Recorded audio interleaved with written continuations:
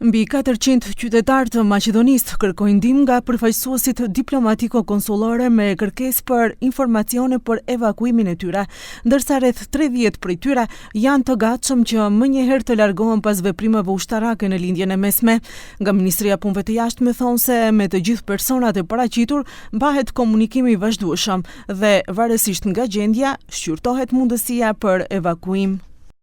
Përfaqësitë diplomatiko-konsullore i ndërmarrin të gjitha masat e nevojshme për përgatitje dhe realizim të sigurt të evakuimit të qytetarëve që kanë shprehur gatishmëri për këtë. Ministria është në komunikim të vazhdueshëm me vendet mike dhe partnerët ndërkombëtar me qëllim zbatimin e koordinuar të procedurës.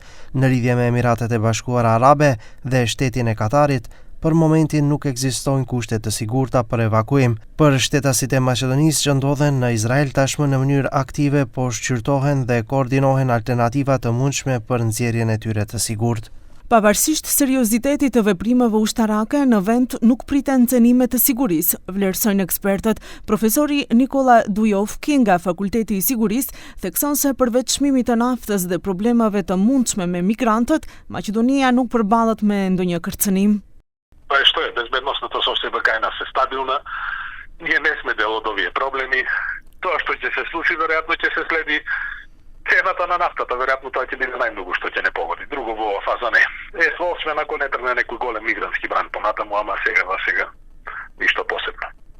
Vonë mbrëm në kabinetin e presidentes Gordana Siljanovska-Davkova u mbajt edhe Këshilli i Sigurisë, në të cilin u diskutua për gjendjen e sigurisë në vend. Ajo tha se Maqedonia nuk përballet me ndonjë rrezik, por se vazhdimisht ndiqet zhvillimi i situatës me veprimet ushtarake në lindjen e mesme. Може да се оцени состојбата како стабилна и како безбедна.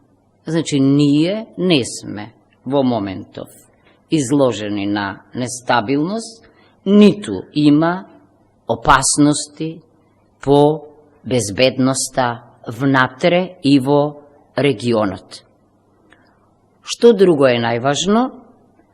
Најважно е дека систем на рано предупредување веќе постои заради координацијата меѓу сите надлежни органи и се разбира, тој е многу важен.